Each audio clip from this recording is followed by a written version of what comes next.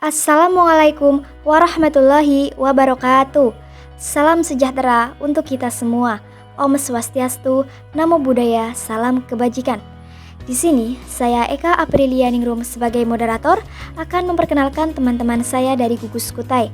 Di kesempatan kali ini, kami akan menyampaikan perihal mengenai Kerajaan Kutai. Yuk simak videonya sampai selesai ya. Kerajaan Kutai adalah kerajaan tertua di Indonesia. Bahkan kerajaan ini adalah kerajaan Hindu-Buddha pertama di Indonesia. Kerajaan ini diperkirakan telah berdiri semenjak abad ke-5 Masehi atau kurang lebih 400 Masehi. Kutai tidak terletak dalam jalur perdagangan internasional di Nusantara, tapi kerajaan tersebut telah memiliki hubungan dagang dengan negeri India. Melalui hubungan tersebutlah pengaruh Hindu-Buddha mulai tersebar. Salah satu yang menjadi bukti bahwa kerajaan Kutai telah mengalami hubungan dengan India adalah ditemukannya yupa atau semacam batu yang bertuliskan bahasa Sanskerta. Sanskerta adalah bahasa Hindu asli yang menggunakan aksara Pallava. Aksara tersebut telah digunakan di tanah Hindu dari sekitar 400 Masehi. Kerajaan Kutai diduga oleh para ahli berada di Kalimantan Timur di sekitar tepi Sungai Mahakam atau kurang lebih Kabupaten Kutai Kartanegara sekarang. Hal ini dibuktikan dari temuan-temuan arkeologis yang ada di daerah sekitar di situ, menandakan adanya pusat kehidupan yang diasumsikan sebagai Kerajaan Kutai. Kutai sendiri digunakan oleh para peneliti karena temuan-temuan yang ada tidak menyebutkan nama kerajaan. Tepatnya Kutai berlokasi di daerah Muara Kaman, tepi Sungai Mahakam, Kalimantan Timur. Pendiri kerajaan Kutai adalah Kudungga. Sebelum masuknya pengaruh Hindu ke Indonesia, Kudungga merupakan seorang kepala suku. Kemudian ia merubah strukturnya menjadi kerajaan dan dirinya menjadi pendiri sekaligus raja pertama yang bergelar Maharaja Kudungga Anumerta Dewa Warman. Nama Kudungga sendiri masih diartikan sebagai nama asli orang Indonesia yang belum dipengaruhi budaya Hindu maupun India. Namun, nama anak dan cucunya yaitu Aswawarman dan Mulawarman memiliki nama yang terdapat unsur Indianya, yaitu pada kata Warman. Kata Warman sendiri berasal dari bahasa Sanskerta yang biasanya digunakan untuk akhiran nama-nama orang di India bagian selatan. Aswawarman. Aswawarman merupakan anak dari Raja Kudungga yang menjadi raja kedua dari Kerajaan Kutai. Beliau merupakan raja pertama yang memeluk agama Hindu dan mengubah Kerajaan Kutai yang mulanya menganut kepercayaan animisme menjadi Hinduisme. Raja Aswawarman mendapat gelar Wangsakerta yang memiliki pembentuk keluarga kerajaan dan mendapat sebutan Dewa Ansuman yang berarti Dewa Matahari. Aswawarman diperkirakan meninggal pada tahun 400 Masehi, tahun di mana Mulawarman diangkat menjadi raja. Mulawarman adalah raja terbesar dari kerajaan Hindu pertama di Indonesia, yaitu Kerajaan Kutai yang memerintah pada abad ke-4 Masehi. Raja Mulawarman ini merupakan putra dari Aswawarman dan cucu dari Kudungga yang menganut agama Hindu Shiva. Di bawah pemerintahan Raja Mulawarman, Kerajaan Kutai mengalami masa keemasan, di mana wilayah kekuasaannya meliputi hampir seluruh wilayah Kalimantan Timur. Selain itu, menurut cerita, Mulawarman memiliki sifat yang berbudi baik, merakyat, dan juga sangat dermawan. Tak heran bila selama masa pemerintahannya, rakyat Kerajaan Kutai hidup makmur dan sejahtera. Sang Mulawarman adalah raja yang mulia dan terkemuka karena telah memberikan sedekah 20.000 ekor sapi kepada para Brahmana yang seperti api. Bertempat di dalam tanah yang suci bernama Waprakswara buat peringatan akan kebaikan budi sang raja itu.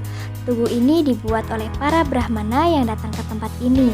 Terdapat 7 buah yupa. Dari salah satu yupa tersebut diketahui bahwa raja yang memerintah kerajaan Kutai saat itu adalah Mulawarman.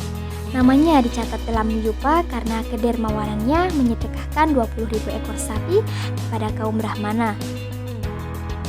Kehidupan sosial di Kerajaan Kutai ditandai dengan adanya pembagian golongan masyarakat, yaitu golongan Brahmana dan Ksatria.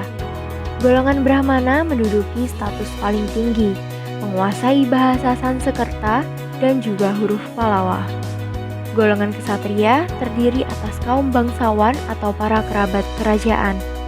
Berdasarkan terjemahan prasasti-prasasti bukti peninggalan Kerajaan Kutai, dapat diketahui bahwa masyarakat di Kerajaan Kutai mempunyai tatanan hidup yang tertib dan teratur.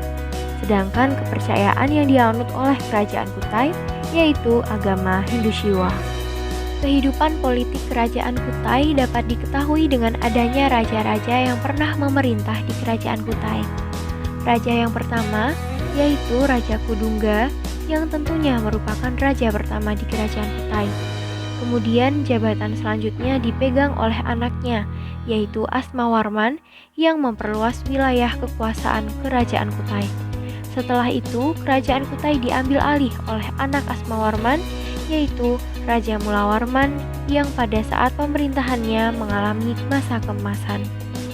Kehidupan ekonomi masyarakat Kutai diperkirakan mendapat tunjangan dari sektor pertanian, baik sawah maupun ladang. Selain itu, melihat letaknya yang strategis, yaitu di sekitar Sungai Mahakam yang menjadi jalur perdagangan Cina dan India, membuat Kerajaan Kutai menarik untuk disinggahi para pedagang. Dengan begitu, bidang perdagangan telah menjadi bagian dari kehidupan masyarakat Kutai. Kehidupan ekonomi masyarakat Kutai meningkat dengan diangkatnya Raja Mulawarman. Beliau adalah raja yang mulia dan dermawan. Terbukti dengan memberi sedekah kepada rakyatnya berupa 20.000 ekor sapi yang diletakkan di Waprakeswara. Pada masa kekuasaan Raja Mulawarman, Kerajaan Kutai mengalami masa keemasan. Kehidupan ekonomi mengalami perkembangan yang pesat. Kejayaan ini dapat dilihat dari aktivitas ekonomi. Dalam salah satu prasasti Yupa, dikatakan bahwa Raja Mulawarman telah melakukan upacara selamatan emas yang sangat banyak. Tidak hanya itu, bahkan diperkirakan kerajaan ini telah menjalin hubungan dagang internasional yang cukup besar. Para saudagar yang melewati jalur perdagangan internasional dari India, melewati Selat Makassar, terus ke Filipina dan sampai di Cina, diperkirakan biasa singgah terlebih dahulu di Kutai. Hal tersebut membuat Kerajaan Kutai semakin ramai dan makmur. Kerajaan Kutai berakhir pada saat Raja Kutai yang bernama Maharaja Dharmasetya tewas dalam peperangan di tangan Raja Kutai Kartanegara ke-13, Aji Pangeran Anum Panji Mendapa. Kutai Kartanegara selanjutnya menjadi kerajaan Islam. Sejak tahun 1735, Kerajaan Kutai Kartanegara yang semula rajanya bergelar pangeran berubah menjadi sultan, yaitu Sultan Aji Muhammad Idris, dan sampai saat ini disebut Kesultanan Kutai Kartanegara. Kerajaan Kutai meninggalkan 7 prasasti Yupa yang merupakan kesatuan prasasti yang masing-masing dipahatkan pada sebuah tiang batu andesit. Prasasti tersebut beraksara Pallawa awal dalam bahasa Sanskerta.